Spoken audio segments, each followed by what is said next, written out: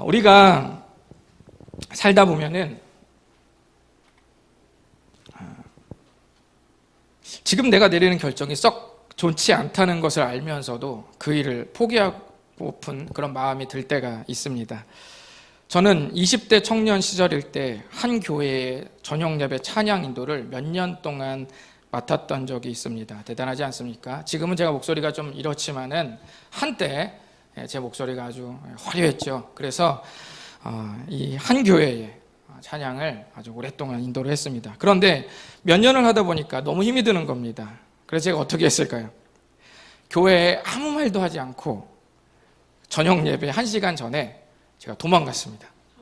아무한테도 말 안 하고. 그리고 한 친구를 만나서 그냥 아무 생각 없이 그냥 그 저녁을 놀았어요. 속으로는 에잇 엿 이렇게 하면서 제 마음에, 그러니까 그만큼 제가 이게 막 뭐랄까 화가 난 거예요. 뭔가 내가 힘든데 교회에서 나를 뭔가 돌봐주지 않고 뭔가 나를 부려먹는 것 같은 그런 마음 때문에 제 마음에 이 악이 가득해가지고 친구랑 막 놀면서 속으로 막 그런 생각을 하면서 이 반항심이 막 솟구쳐 올라왔던 거예요. 제 마음속에 그것이 썩 좋지 않은 결정이라는 것을 제가 마음속 깊은 곳에서는 알긴 알았지만 그냥 다 뭔가 다 포기해버렸습니다. 우리 다 그럴 때가 있지 않습니까? 저만 그런 거 아니지 않습니까? 어쩔 때는 그리스도인이라는 꼬리표를 정말 떼버리고 한판 붙고 싶을 정도도 많지 않습니까? 그런 삶을 뻔히 아시면서도 예수님은 우리들에게 이렇게 말씀하십니다. 이에 예수께서 제자들에게 이르시되 누구든지 나를 따라오려거든 자기를 부인하고 자기 십자가를 지고 나를 따를 것이니라. 이 말씀을 읽으면 뭔가 그 열받는 내 마음을 주님이 안 만져주시고 뭔가 꼰대 같다는 그런 느낌도 듭니다. 뭐 그래도 따라라 뭐 이런 느낌처럼 좀 들리지 않습니까? 여러분들에게 한번 이 말씀을 통해서 여쭤보고 싶습니다.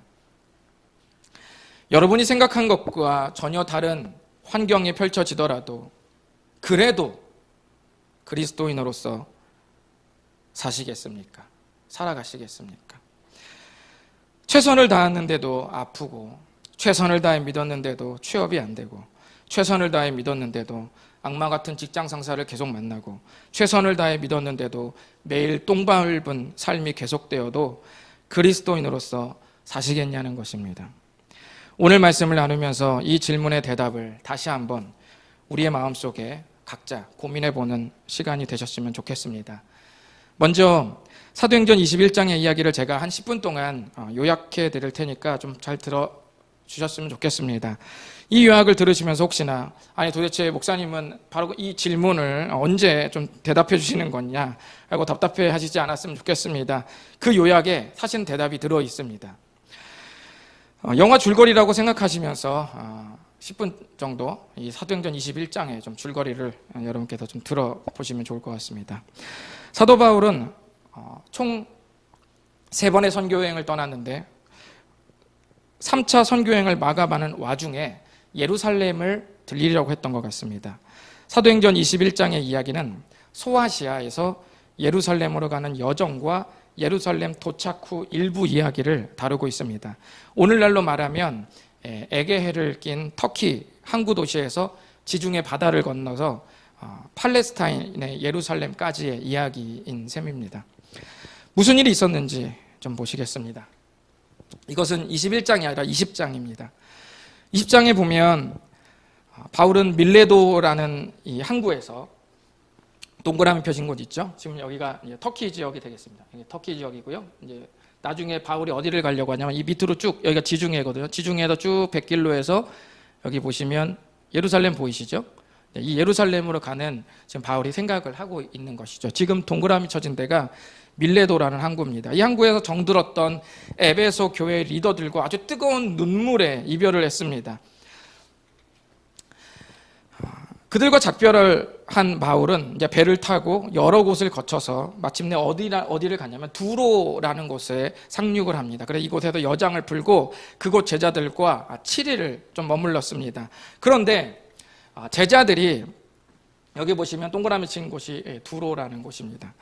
이 두로에서 7일 동안 머무는데 이 제자들이 바울을 얼마나 사랑했던지 바울이 예루살렘에 가는 것을 막았습니다. 그를 사랑하는데 왜 그가 가려는 예루살렘을 왜 그 길을 막았을까요? 우리 4절 한번 다 같이 읽어보겠습니다. 시작. 제자들을 찾아 거기서 이레를 머물더니 그 제자들이 성령의 감동으로 바울더러 예루살렘에 들어가지 말라 하더라. 이 사람들은 바울을 위해 아주 간절히 기도해주는 그런 사람들이었습니다. 저를 위해서 간절히 기도해주는 사람들이 바로 여러분들 아니십니까? 그렇죠? 네, 그렇게 믿겠습니다. 이 사람들은 바울을 위해서 아주 두로에서 사는 이 바울의 제자들은 바울을 너무 사랑하는 사람, 그래서 간절히 중보해주는 사람들이었어요. 그런데 기도할 때마다 성령 하나님께서 바울이 예루살렘을 가면 생명이 위태로울 것이라는 그런 감동을 계속 주신 거예요. 그래서 예루살렘 행을 바로 이 바울의 제자들이 만류한 겁니다. 제발 가지 마세요. 가시면 위험합니다. 그러나 바울과 그 일행은 그 만류를 뿌리치고 7일을 머문 후에 예루살렘 행을 강행합니다. 이후 바울은 돌레마이라는 곳을 거쳐서 지금의 가이사랴 어디냐면요, 여기 두로가 있죠? 두로에서 조금 내려가면 여기 가이사랴라는 곳이 있습니다. 지금 예루살렘은 거의 다 왔죠? 좀 내려가면 예루살렘이 여기 있죠. 이제 가이사랴에 머물렀어요. 계속 가겠다는 것이죠. 가이사랴에는 이 예루살렘의 7 집사 중 여러분이 사도행전 읽어보신 분은 아시겠지만 그 유명한 빌립 집사님이 사시는 곳입니다. 바울은 그곳에 여러 날 이 빌립 집사님의 이 사는 곳에서 함께 머물게 되었습니다. 그런데 그곳에서 아주 특별한 일을 경험합니다. 무슨 일을 경험했는지 한번 읽어보실까요? 시작. 여러 날 머물러 있더니 아가보라 하는 한 선지자가 유대로부터 내려와 우리에게 와서 바울의 띠를 가져다가 자기 수족을 잡아매고 말하기를 성령이 말씀하시되 예루살렘에서 유대인들이 이같이 이 띠 임자를 결박하여 이방인의 손에 넘겨주리라 하거늘. 아멘. 아가보라는 선지자가 예언을 하는데 바울의 허리띠를 가져다가 그 허리띠로 자기의 손과 발을 묶는 거예요. 묶으면서 말을 하는데 내가 지금 묶인 이 허리띠의 주인이 지금의 내 모습으로 붙잡혀서 예루살렘에서 붙잡혀서 큰 위험을 겪게 될 것이라고 예언을 그렇게 한 거예요. 그래서 그 예언을 듣자 가이사랴의 제자들뿐만 아니라 이번에는 바울의 일행 있잖아요. 함께 여행하는 바울의 일행마저도 아주 매달리면서 제발 예루살렘에 가지 말라고 이렇게 아가보라는 선지자가 예언까지 하고 위험한 마당에 이제는 진짜 가면 안 된다라고 간청을 했습니다. 바울의 일행까지 싸잡아서 예루살렘 행을 말리고 있었어요. 바울이 어떻게 했을까요? 또 뿌리치고 떠나서 마침내 예루살렘에 도착하고 말았습니다. 아니나 다를까 바울은 예루살렘 안에서 예수님을 믿는 유대인들이나 믿지 않는 유대인들에게 상당히 부정적인 이미지를 가지고 있었습니다. 바울이 예루살렘에 도착했을 때 유대인들 표정 어땠을까요? 이렇게 쳐다보고 있는 거예요. 죽이려고 쳐다보고 있는 것이죠. 아주 부정적인 마음을 가지고. 이를 염려한 예루살렘 교회의 지도자, 그 당시 지도자가 누구였냐면 예수님의 형제 야고보였습니다. 12제자의 야고보가 아니고 예수님의 형제 야고보가 예루살렘 전체 교회의 리더의 역할을 하고 있었습니다. 이 예루살렘 교회 지도자 야고보가 이 사도 바울의 이런 이미지를 좀 걱정하고 개선해 주려고 노력을 좀 했어요. 그래서 야고보가 바울에게 말합니다. 이 말은 제가 20절부터 26절까지를 좀 크게 요약한 것인데 제가 좀 대사로 이렇게 좀 바꿔서 표현해 봤습니다. 제가 읽어 드릴게요. 야고보가 바울에게 당부하는 겁니다. 이곳에 예수님을 믿는 유대인만 수만 명이요. 수만 명입니다. 그런데 당신에 대한 이미지가 아주 안 좋습니다. 당신이 이스라엘 민족이 존경하는 모세를 무시할 뿐만 아니라 모세가 하나님께 받아서 만들었다는 그 법까지 무시한다는 소문이 파다합니다. 그러니 여기서 정결 예식도 좀 지켜주시고 4명의 서원한 사람들의 기간이 끝나가는데 이게 율법에 보면 서원 기간 끝나고 하는 것들이 있거든요. 그러니까 그런 것들이 끝나가는데 그들이 서원한 것을 율법의 순서에 따라 잘 마칠 수 있도록 좀 헌금도 해주신다면 적극성이죠. 헌금도, 그러니까 율법을 내가 이렇게 적극적으로 지키고 싶어 한다라는 그렇게 의미로 헌금도 좀 해주신다면 유대인이 봤을 때 그 장면을 보고 바울에 대한 소문이 잘못된 것이구나 라고 생각하면서 부정적인 이미지가 개선되지 않을까 합니다. 이것이 예루살렘 교회 목사님의 제안이었어요. 이 제안에 대해 바울은 흔쾌히 수락했습니다. 이 바울이 흔쾌히 수락한 이유는 타협하라고 한 것이에요. 두려워서 타협한 게 아니고 예루살렘 교회 지도자의 제안을 존중하기 위해서였어요. 자, 그럼 예루살렘 교회 지도자 야고보의 제안을 들어줬으니 유대인들이 바울을 사랑하게 되었을까요? 그 이미지가 개선됐을까요? 아닙니다. 그 결과를 보시죠. 우리 다 같이 읽어보겠습니다. 시작. 그 이래가 거의 참에 아시아로부터 온 유대인들이 성전에서 바울을 보고 모든 무리를 충동하여 그를 붙잡고. 사도 바울이 선교 여행을 갈 때 계속 유대인들이 죽이려고 따라다니던 사람들이 있었거든요. 근데 그 사람들이 거기까지 와서 무리들을 충동해서 마침내 바울을 붙잡는 그런 상황까지 끌고 온 거예요. 결국 그는 붙들리고 맙니다. 아가보의 예언처럼 바울은 두 손과 발을 묶인 채 아주 큰 위기를 당합니다. 최선을 다해도 결과가 바뀌지 않을 수 있는 것이죠. 유대인들에게 얼마나 위협을 받았는지 로마 천부장까지 가서 그 소란을 막을 정도였습니다. 35절 보시면 이렇습니다. 바울이 층대는 층계를 말하는 겁니다. 이게 지금 이 로마 군 진영 안으로 데리고 들어온 거예요. 들어오려고 한 거예요. 바울이 층대에 이를 때에 무리의 폭행으로 말미암아 군사들에게 들려가니, 로마 군대의 보호가 아니었으면 죽을 수도 있는 아주 위험천만한 상황이었기 때문에 로마 군사들이 바울을 둘러싼 거예요. 안 그러면 그 폭행 때문에 맞아 죽을 것 같으니까. 이것이 오늘 사도행전 21장의 이야기입니다.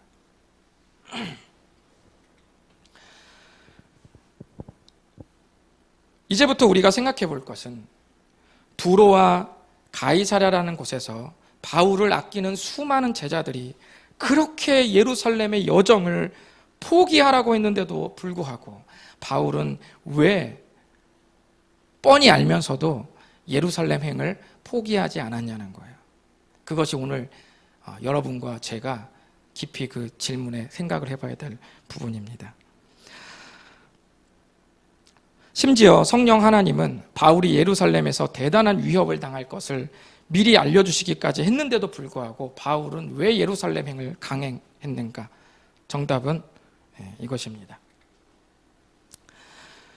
큰 고난을 당할 것이라는 성령님의 감동이 그 고난을 피하라는 의미는 아니었다는 거예요.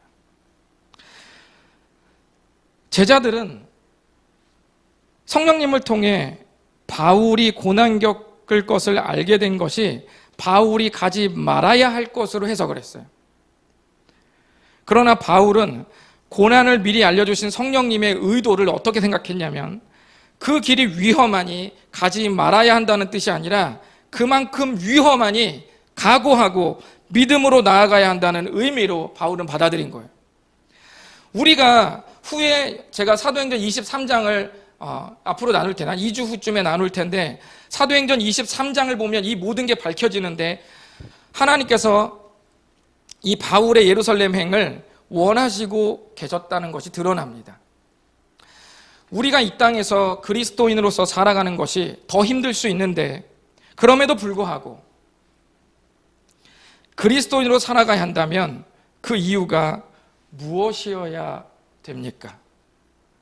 그럼에도 불구하고 내가 교회를 다니고 이 그리스도인이라는 딱지를 붙이고 내가 이 땅을 살아가야 한다면 그 이유가 무엇이어야 되냐는 거예요. 왜냐하면 그 삶이 진리의 길, 생명의 길이기 때문입니다. 그리스도인으로서 사는 삶이 주님이 기뻐하실 뿐만 아니라 떳떳한 길이고 모든 사람을 존중하고 모든 인간의 존엄을 지켜내는 길이라는 것이 확실하기에 우리가 그 길을 가는 겁니다. 이것이 설교 서두에 제가 우리 모두에게 한 질문에 대한 답입니다. 바울은 자기를 걱정하는 많은 사람들이 예루살렘에 가지 말 것을 호소할 때 다음과 같은 말로 포기하지 않을 것을 선언했습니다. 바울이 대답하되 여러분이 어찌하여 울어 내 마음을 상하게 하느냐? 나는 주 예수의 이름을 위하여 결박당할 뿐 아니라 예루살렘에서 죽을 것도 각오하였느니라 하니. 우리가 똑같이 이런 각오를 다 할 수는 없습니다. 우리가 여기서 살면서 나는 예수를 위해서 죽기까지도 할 수 있습니다, 이렇게 말할 수 있는 사람이 몇 명이나 되겠습니까? 그렇게 말할 수 있는 사람 많지 않아요. 그리고 정말 그 생명의 위협이 올 때는 우리도 우리의 입에서 나도 모르게 어쩔 수 없이 예수님은 나의 주가 아닙니다, 또는 예수님의 십자가를 발로 밟고 지나가라고 해도 지나가서 내 생명을 유지하고픈 그런 우리 연약한 모습이 우리 모두의 모습입니다.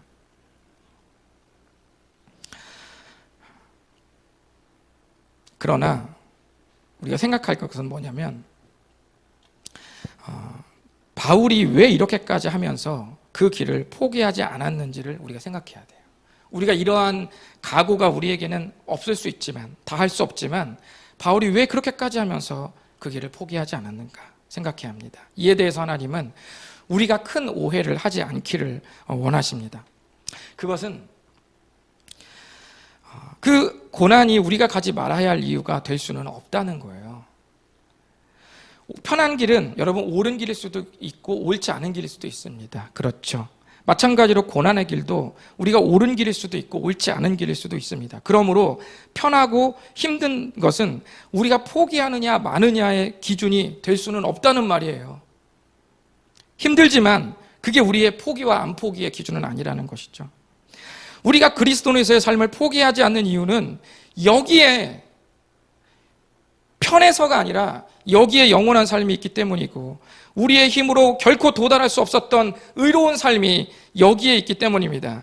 아무리 죄를 짓지 않으려고 해도 죄의 DNA가 우리에게 깊이 박혀 있습니다. 많은 사람들은 생각합니다. 저는 죄송하지만 사는 동안 그렇게 포악한 행동을 한 적도 없을 뿐만 아니라 남에게 폐를 끼친 적도 거의 없습니다. 만약 그렇게 여러분 마음속에 생각하시는 분들이 계시다면 죄송하지만 죄는 그렇게 단순하지 않습니다. 죄는 입체적입니다. 1차원적인 죄는 폭언을 하거나 실제로 해를 가하는 것이죠. 상대방을 피해를 가하게 하는 거예요. 이것은 누구나 죄로 인정합니다. 여러분이 떳떳하다고 한 것, 내가 남에게 폐를 끼친 적이 없다라고 말한 것은 아마도 1차원적인 죄를 나는 짓지 않았다라는 말일 것입니다. 그러나 2차원적인 죄도 있습니다. 2차원적인 죄는 그런 생각을 하는 거예요. 분노할 때 마음속에 별의별 생각이 다 납니다. 그때마다 우리는 뭐가 되어 있습니까? 연쇄살인마가 되어 있지 않습니까? 마음속에서 죽인 사람이 얼마나 많습니까? 그래서 우리 스스로가 그렇게 흥분한 마음을 우리가 우리 자신을 봤을 때 이해는 해요. 내 자신을 수긍은 해줍니다. 그러나 솔직히 우리 양심이 그것을 결코 참 옳다라고 우리 양심이 말하지는 않는다는 거예요. 이것이 2차원적인 죄입니다. 그러나 진짜 문제는 바로 세 번째 차원의 죄입니다. 이 죄는 죄의 뿌리입니다. 무엇이냐면 모든 일상의 삶에서 내가 옳거나 옳지 않다고 여기는 가치관이 누구에게나 있거든요. 누구에게나 있는데 옳지 않다고 여길 만한 생각이 나도 모르게 내 머릿속에서 창조된다는 거예요. 분명히 내가 그것을 원치 않고 내가 그것이 잘못됐다는 것을 너무너무 뻔히 아는데도 내 안에서 나도 모르게 그 생각이 내 의도와 관계없이 창조가 된다는 거예요. 죽여버릴까? 아, 열받는, 찔러버릴까? 때릴까? 욕하고 씹고 물어뜯고. 이상하지 않아요? 우리 머릿속에 떠오릅니다. 누가 그 생각을 넣었을까요? 우리 자신입니다. 왜냐하면 죄의 뿌리가 모든 인간에게 있기 때문입니다. 이것이 우리가 100% 의로운 삶을 살려고 해도 불가능한 이유입니다. 죄가 우리를 그렇게 만들고 싶을 만들고 삶을 망가뜨리고 허무하고 언젠가는 쓸데 없어질 만한 것에 그 죄가 우리 삶을 올인하게 만들어요. 아닌 것 같은 마음이 드는데도 나도 모르게 그 삶에 거기를 다 올인하고 쏟아붓게 죄가 만든다는 겁니다. 그런데 의로우신 예수님께서 십자가의 극형에 달려 죽으심으로 우리가 마땅히 받아야 할 죄의 대가를 다 대신 지신 겁니다. 예수님을 믿는다는 것은 그 이름, 그의 옷, 그의 성품, 얼굴, 품성을 믿는다는 말이 아니라 바로 이 사실을 믿는 겁니다. 그래서 죄의 용서가 불가능했던 우리가 죄로부터의 용서를 받고 하나님의 자녀가 된 것입니다. 그리스도인으로서 산다는 것은 예수 그리스도의 피의 레드카펫을 영원히 걷는 것입니다. 예수님께서 당신을 위해 흘리신 피가 이 땅에서 평생 내가 받을 상처보다 더 진하고 내가 평생 흘릴 눈물보다 예수 그리스도께서 흘린 피가 더 많다는 것을 여러분들은 결코 잊으시면 안 됩니다. 예수님이 나를 위해 피 흘린 그 용서의 피가 이 삶에 있는데 우리가 어떻게 그리스도인으로서의 삶을 포기하겠습니까? 하나님은 우리에게 사도행전 21장을 통해, 아니 사도행전 전반을 통해서 이 가르침을 유유히 흐르게 하셨습니다. 성경을 보면 하나님은 그리스도인의 삶을 꽃길로 묘사한 적이 없습니다.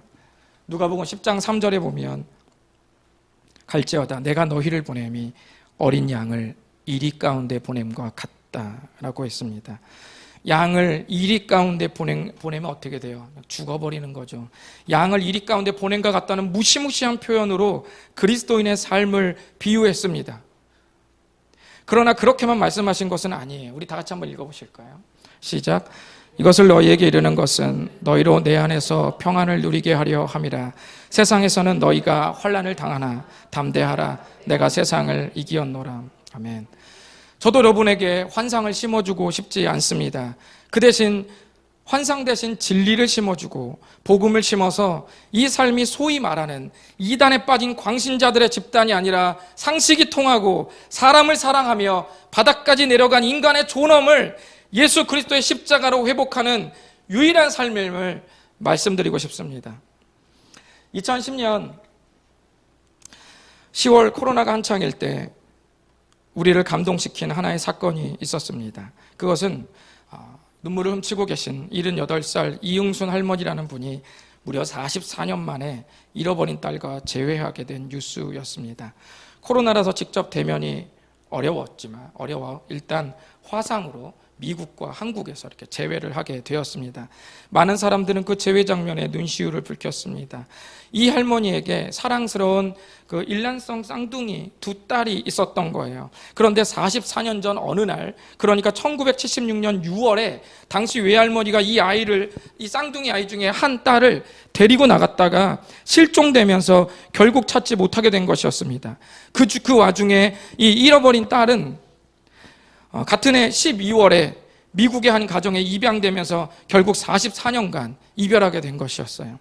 영문도 모른 채 입양된 아이들은 어떻게 부모가 자식을 포기할 수 있는가에 대한 상처가 있을 수 있습니다.